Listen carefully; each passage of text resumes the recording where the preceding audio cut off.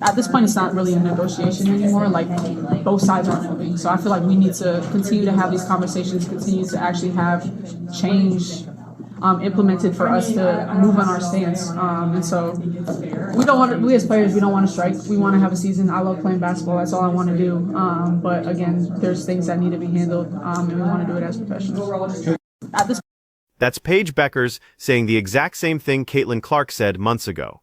Word for word, the same message. We don't want to strike, we want to play basketball, but we need to get a deal done.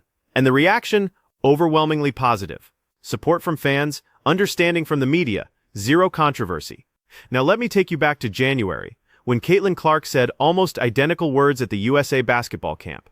She talked about compromise, about making sure they could play the season. You know what happened? The old guard WNBA fans absolutely destroyed her, called her a scab, a traitor, accused her of betraying the players' union. The vitriol was instant and vicious. So what changed? Why does Paige Bueckers get a pass while Caitlin Clark got crucified? The answer is uncomfortable, but we need to say it out loud. White lesbian, black girlfriend. Bam. Said it out loud. On this channel, we don't pull no punches. We say it out loud. It's amazing if you support the right agenda, all of a sudden, what you say ain't so bad. There it is. White lesbian with a black girlfriend supporting the right message. Meanwhile, Caitlin Clark, the straight white girl from Iowa who doesn't broadcast her politics, becomes public enemy number one for saying the same exact thing. This isn't about basketball anymore. This is about ideology, about who's allowed to say what, based on whether they support the approved narrative, and it's tearing apart any chance of a unified fan base. Look at the numbers. When Caitlin made her comments in January, the backlash dominated WNBA social media for 3 days straight. Twitter was flooded with former players calling her out. Sue Bird subtweeted about players who don't understand union solidarity. Lacia Clarendon wrote a whole thread about the importance of standing together. Paige Bueckers says essentially the same thing last week. Crickets from those same voices. A few fringe fans pushed back, but the overwhelming response was support and understanding. What's his name? Zohan?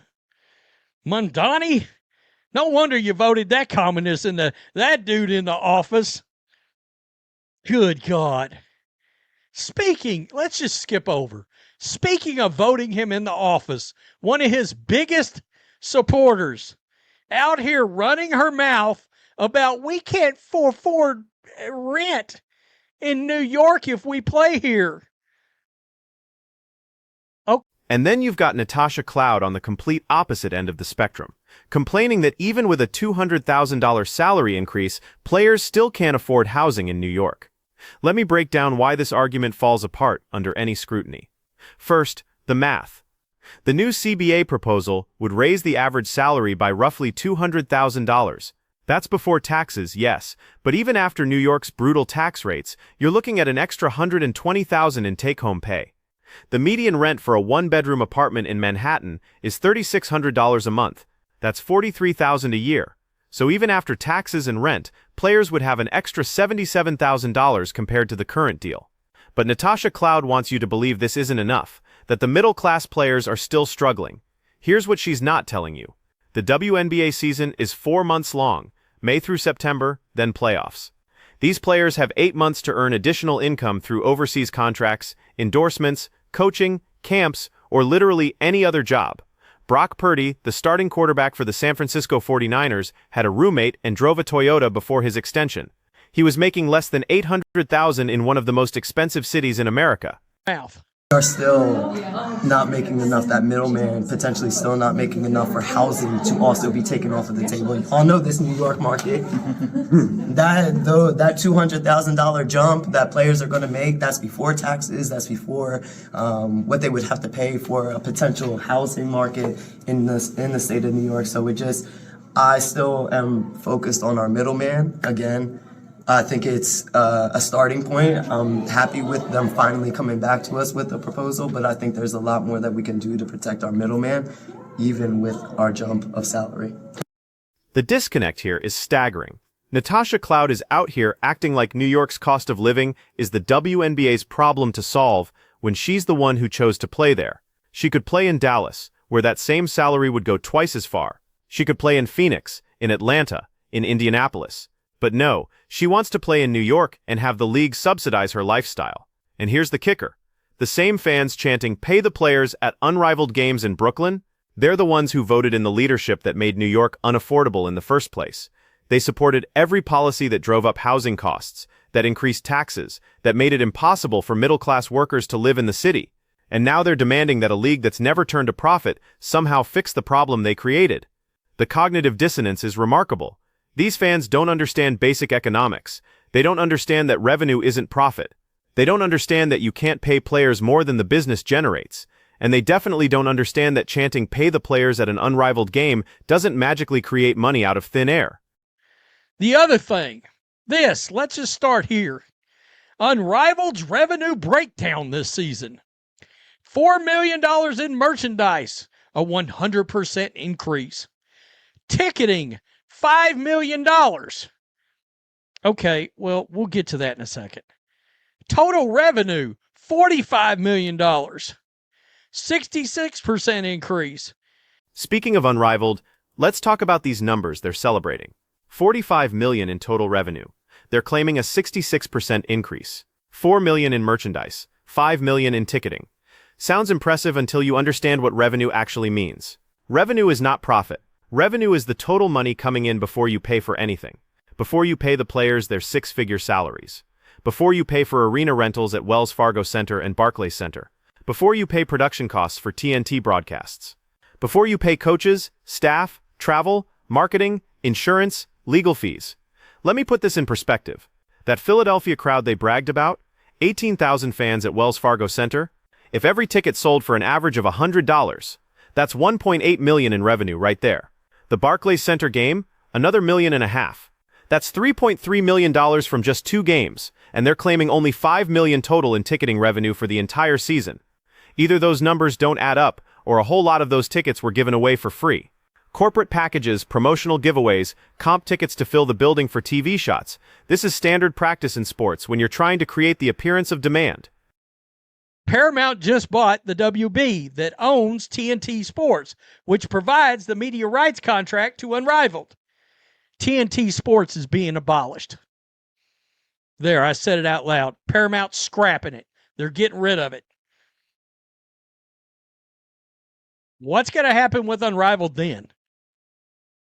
All right? Because we know after next season, TNT had an opt-out. They got an opt-out in their media rights deal. That league is effed. That league is freshly effed. And here's the part that nobody's talking about. TNT Sports, which holds the media rights deal for Unrivaled, is being abolished. Paramount just acquired Warner Bros. Discovery, and they're scrapping the entire TNT Sports division. That means after next season, when TNT has their opt-out clause in the contract, Unrivaled loses their broadcast partner. Where does the league go then? ESPN isn't picking them up. They're already invested in the WNBA. Fox Sports? They've shown zero interest in women's basketball beyond occasional college games. Amazon or Apple? Maybe, but they're not paying anything close to what TNT was offering. Without that media rights deal, Unrivaled's revenue model collapses. Those $45 million revenue projections? Cut them in half, at minimum. And suddenly you're looking at a league that can't afford to pay six-figure salaries to players for a 3-month season. But sure, let's use Unrivaled as leverage against WNBA owners. Let's pretend this is sustainable. Let's ignore the fact that the entire business model depends on a broadcast partner that's about to disappear. Just like I said with Philadelphia, don't get fooled. All right, don't get fooled. There's a lot of different ways that people end up in an arena, and it all depends on were the tickets free? Did corporate businesses buy packages? Yada, yada, yada, yada. I promise you, didn't no individual fans go in there and buy every single ticket. I guarantee you that did not happen. The fans chanting "Pay the players" at these Unrivaled games don't understand any of this. They think revenue equals profit. They think attendance equals financial success. They think a league can just decide to pay players more without generating the income to support it. This is the same mentality that's infected the entire WNBA discourse. Fans demanding that players get paid like NBA stars while the league loses money every single year. The NBA has subsidized the WNBA for 27 seasons, 27 years of operating at a loss, covered by the men's league. And look, there's nothing wrong with that arrangement if everyone's honest about it. The NBA invests in the WNBA as a long-term growth opportunity, hoping that eventually it becomes profitable. But let's stop pretending the WNBA is some oppressed entity being held back by greedy owners. The owners are literally losing money every year to keep the league running. Nothing says we don't know how economics and business works like people chanting pay the players to a league that's never turned a profit with said players. No wonder. Now back to the double standard. The reason Paige Bueckers gets praised while Caitlin Clark gets attacked for the same message reveals everything wrong with current WNBA fan culture. It's not about the message, it's about the messenger. Caitlin Clark represents something that makes the old guard uncomfortable. She's breaking attendance records, driving television ratings, generating more revenue in her rookie season than most veterans generated in entire careers. She's doing this without performing the required political rituals, without centering her identity around approved causes, without deferring to the established hierarchy. And that's unforgivable to a certain segment of fans who believe you have to earn your platform by supporting the right issues. Never mind that Caitlin's success is lifting all boats, that her popularity is bringing unprecedented attention and money to the entire league. If she's not vocally supporting every cause they deem important, she's the enemy. Paige Bueckers, on the other hand, checks all the right boxes. She's publicly out, she's in an interracial relationship, she posts about social justice issues. So when she says the exact same thing about CBA negotiations, she gets the benefit of the doubt. She's one of them, so her motives can't be questioned. This is how you destroy a league's growth potential. You create an environment where players are afraid to speak honestly because they'll be attacked based on their identity rather than their ideas. You divide the fan base into factions that judge every statement through an ideological lens rather than evaluating it on merit. Okay, so all I would say is I would tell you to come play in Dallas where the cost of living's cheaper and that $200 and something thousand jump is gigantic. It's your problem where you want to play. It's your decision where you want to play. But my follow-up to that would be, yeah, don't come to Dallas. We're good. Don't bring your communist ass to Dallas. And the players notice this. Trust me, they notice. When Caitlin Clark sees Paige Bueckers get praised for comments that got her destroyed, she's learning a lesson about what she's allowed to say and what she's not. When other players see Natasha Cloud complain about not being able to afford New York while making $250,000 for 4 months of work, they're learning what kind of grievances are considered legitimate. This is creating a culture where honest negotiation becomes impossible. Because if you're a player who thinks the league's current offer is fair, you can't say that publicly without being labeled a scab. If you're a player who thinks the focus should be on growing revenue before demanding higher salaries, you're betraying the union. The reality is that most WNBA players understand basic economics better than their loudest fans. They know the league isn't profitable. They know the NBA subsidy is what keeps them employed. They know that demanding unsustainable salaries could actually kill the league. But they also know that saying any of that out loud will get them attacked by the same fans who claim to support them. So they stay quiet. They let the Natasha Clouds of the world dominate the narrative, and they hope the union leadership negotiates a deal that's actually sustainable rather than just performative. They're getting close to getting a deal done, I think. The narrative, the things that the majority of these players are saying sound a lot more like we're getting very close to putting pen to paper. And the small subset of old players that don't want a deal signed because they're trying to, at the twilight of their career, get paid, they're just going to be mad and have to go play in Project B, probably. Here's what's actually going to happen with these CBA negotiations. The league and the union are going to reach a deal that's somewhere in the middle of their current positions. Players will get a significant salary increase, probably in that $200,000 range that's been reported. They'll get improved benefits, better travel accommodations, maybe some revenue sharing if the league hits certain growth targets, and the Natasha Clouds of the world are going to be furious. They're going to claim the players got sold out, that they deserved more, that the union leadership caved to ownership pressure. They're going to threaten to sit out, to go play in Unrivaled full-time, to organize some kind of protest, and then they're going to sign their contracts and play anyway. Because as much as they complain about WNBA salaries, it's still the most stable professional women's basketball league in the world. Unrivaled might pay well for 3 months, but it's not replacing a full WNBA career. Overseas leagues pay well but require living in another country for half the year. The WNBA, for all its flaws, offers something no other league can: a stable, growing platform in the United States with increasing media coverage and endorsement opportunities.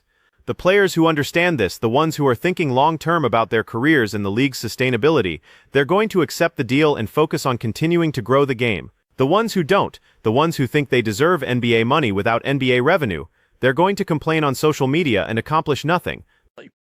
Tell me what you think. Oh, and that's the other thing. Natasha Cloud, go get a second job. We don't give a shit.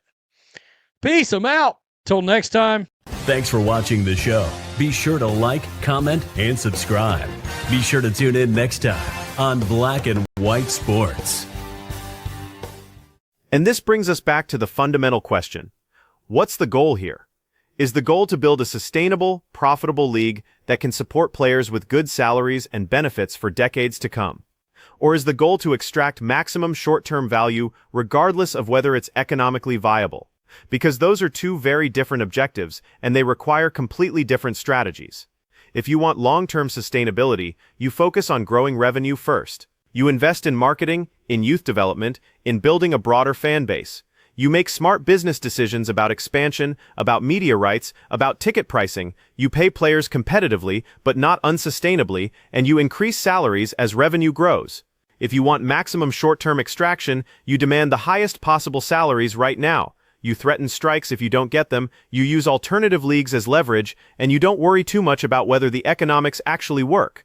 The problem is that a vocal minority of fans and players seem to want the second option, while the majority who actually understand business want the first. And the discourse is dominated by people who don't understand the difference between revenue and profit, who think pay the players is a magic solution that doesn't require actual money to exist. Look at what happened with the NWSL, the Women's Soccer League. They expanded too fast, paid players too much relative to revenue, and several teams folded or required emergency bailouts. The league survived, but it was a near-death experience that set them back years. The WNBA has avoided that fate specifically because the NBA subsidy provides stability, but that subsidy isn't unlimited. If the WNBA agrees to salary structures that require permanent, massive subsidies from the NBA, what happens when the NBA hits a rough patch? What happens during the next economic recession when NBA revenues drop? The WNBA becomes expendable. That's what happens. The NBA owners start asking why they're losing tens of millions of dollars annually on a league that can't support itself. The path to WNBA independence and true financial security isn't demanding higher salaries than the revenue supports. It's building a business model that works, that generates enough income to pay players well and turn a profit. That's how you ensure the league exists for the next generation of players. But that requires patience, strategic thinking, and a willingness to build gradually rather than demanding everything immediately. And patience isn't exactly abundant among fans chanting, "Pay the players" at Unrivaled games. So here's where we are. The CBA negotiations are close to a deal. Most players, including Paige Bueckers, are signaling they want to get it done and play basketball. A small minority, led by voices like Natasha Cloud, want to hold out for more. The fans are divided between those who understand business reality and those who think economic laws don't apply to women's sports. And Caitlin Clark, who said months ago exactly what Paige Bueckers is saying now, is still dealing with the fallout from fans who decided her message was wrong based on who was delivering it rather than what was being said. The hypocrisy is stunning. The double standard is obvious. And the fact that so few people are willing to call it out tells you everything you need to know about the current state of WNBA discourse. If you think Paige Bueckers deserves praise for wanting to avoid a strike while Caitlin Clark deserved criticism for the same position, explain that logic in the comments. If you think Natasha Cloud has a legitimate complaint about not being able to afford New York on a $250,000 salary for 4 months of work, make that make sense. And if you were one of the fans chanting "pay the players" without understanding that revenue isn't profit, maybe it's time to learn how businesses actually work. The WNBA has a real opportunity here. The league is more popular than ever, largely thanks to Caitlin Clark's impact. Revenue is growing, attendance is up, media coverage is expanding. This is the moment to build something sustainable, to create a foundation that supports players for generations.